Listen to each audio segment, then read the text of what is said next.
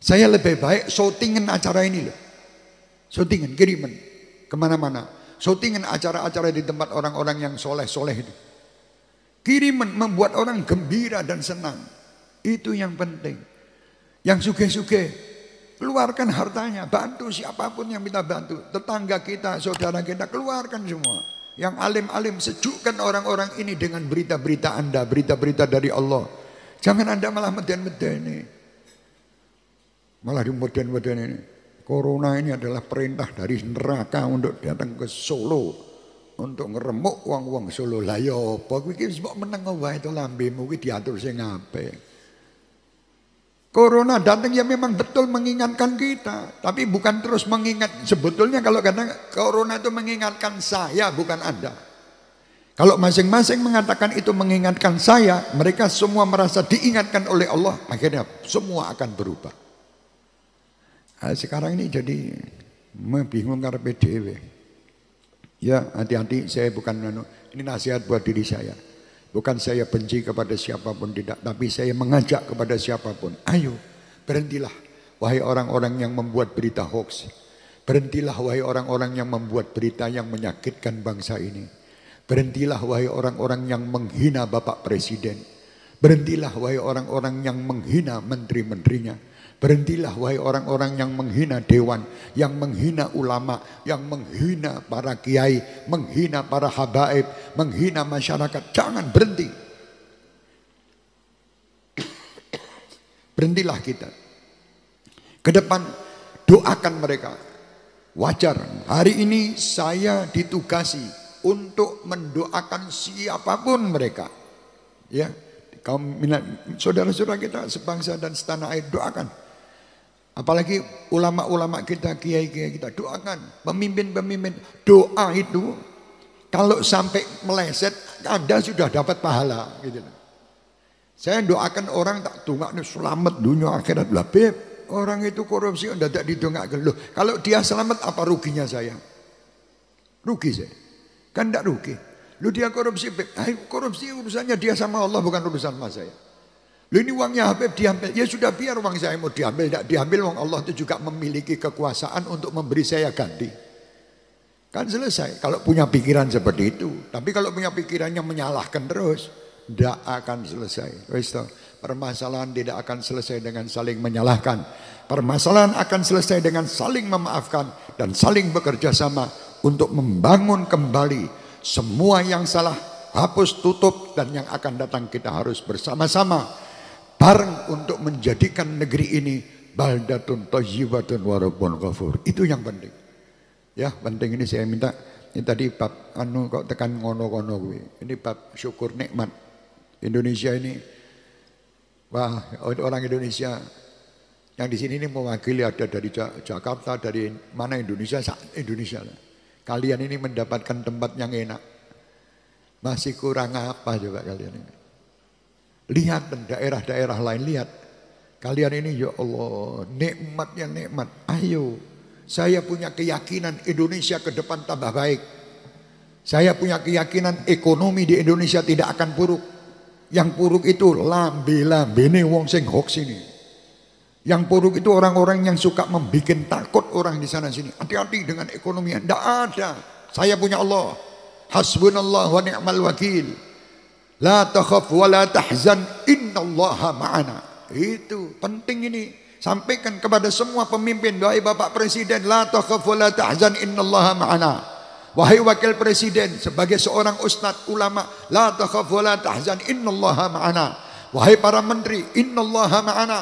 Wahai para dewan, Allah bersama kita. Kalau sudah Allah bersama kita, tidak ada kekuatan lain kecuali kekuatan Allah Subhanahu wa taala yang akan merubah Indonesia ini menjadi aman, selamat dan bebas daripada virus-virus corona. Itu jangan takut. Ayo kita sama-sama. Kita punya Allah yang maha baik, Allah maha pengasih, Allah maha penyayang. Jangan hiraukan ucapan-ucapan orang-orang yang ingin menghancurkan Indonesia.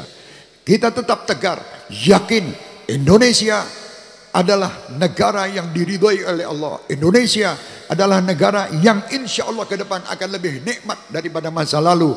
Indonesia akan maju ke depan daripada masa yang lalu. Indonesia ke depan akan menjadi negara yang penuh ridha Allah dan Rasulnya Muhammad. Di Indonesia insya Allah akan timbul tempat-tempat yang diridhai oleh Allah Subhanahu wa taala, dan semua kemaksiatan akan menyingkir. Yang ada hanya sholawat, yang ada semaan Al-Quran, yang ada hanya perbuatan-perbuatan yang baik yang didukung oleh pemerintah kita untuk menciptakan suasana di Indonesia lebih aman, lebih nikmat, lebih bisa mensyukuri nikmat. Indonesia adalah tempat terindah, dan mari keindahan yang Allah berikan kepada kita ini syukuri. Dengan makna apa? Syukuri bekerja sama untuk menjalankan tugas-tugas sekemampuan kita. Bukan kita hanya saya pernah ditanya sama orang, Habib ini gini gimana? Kamu nek kakek ngomong, kamu tak jadikan lurah aja mungkin kamu tidak mampu. Jadi Allah sudah mengatur ini semua, saya untuk ngomong, Gus Karim untuk berbicara, Ustadz Ansori untuk berbicara. Ya, mungkin Mas Yuli bagian untuk perusahaannya alat-alat kesehatan. Mas Nawir untuk apa? Dua jaran misalnya. Bapak kita Jakarta bangun aspal dan sebagainya. Ini tugas masing-masing. Tidak usah pakai satu sama sekali ribut. Saya kepingin jadi Mas Nawir, tidak usah. Sudah tugasnya dua-dua syukuri. Dan kita meyakini bahwa tanpa Mas Nawir, tanpa Mas Yuli, tanpa Gus Karim, tanpa beliau, tidak mungkin kita ini bisa selesai permasalahan. Jari ini ya gini. Ada yang cilik, ada yang gede ini. Ini jadi bagus dilihat. Nek kabeh jempol kabeh gitu. Semua ini 5-5 jempol. Tidak enak dilihat. Jadi tidak ada perbedaan, itu wajar. Demi untuk menimbulkan satu kebaikan itu harus beda. Lah beda ini bukan musuh. Dan sekarang seakan-akan perbedaan ini dianggapnya musuh. Bukan musuh, beda itu nikmat kalau kita mengetahui makna beda. Tapi kita tahunya beda itu adalah saingan. Ada apa? Saya suruh jadi presiden, bisa miring saya tidur. Jalan sama miring-miring, karena tidak mampu. Begitu pula presiden jadi saya juga tidak mampu. Jadi masing-masing sudah ada tugasnya. Nah, tugas-tugas ini kita dukung bersama-sama. Minimal doa, minimal tidak menyalahi. Ojo gawe repot. Wis ora iso ngewangi tapi ngrepoti. Lah malah mumet. Wis ora ngewangi ora, ndongake ora, ngrepoti wae. Jangan. Jadilah bangsa, walaupun Anda adalah satu titik di atas di air lautan, ya, satu tetes air di lautan, tapi itu satu tetes bisa merubah bentuk lautan itu tadi. Maksudnya yang tadinya mungkin tetes air laut itu jumlahnya sekian kilo, tambah satu kali tetes, berarti 1 kilo plus sak tetes. Jangan dianggap tidak manfaat. Beb, tunggu apa manfaat? Saya ini orang kampung. Saya orang tidak punya apa-apa. Saya tidak punya ilmu. Lu jangan dianggap enteng. Doakan. Anda kalau dongake wong, itu minimal Anda ini sudah dapatkan satu keistimewaan, adalah dicintai Allah. Selesai dah. Dicintai ke Allah. Saya dicintai si Sri ini untuk macam-macam. Dicintai Allah pencipta si Sri. Semua makhluk akan taat bagaikan Muhammad sallallahu alaihi wasallam. Orang yang paling dicintai Allah. Dan siapapun yang ingin mendapat kecintaan Allah, bagaimana Anda harus mengikuti Muhammad. Tidak mengikuti Muhammad, tidak akan dicintai Allah. Ikuti Rasulullah, adabnya, akhlaknya. Rasul dilempar batu, keluar darah.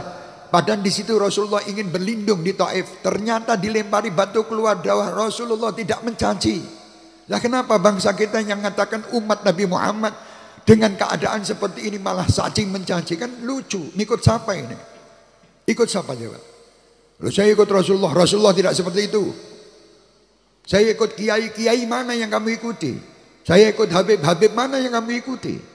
Kalau kamu mengikuti kiai dan Habib yang mengikuti punya sanad ke Rasul Muhammad sallallahu alaihi wasallam, dia akan menjalankan jalannya seperti Rasulullah.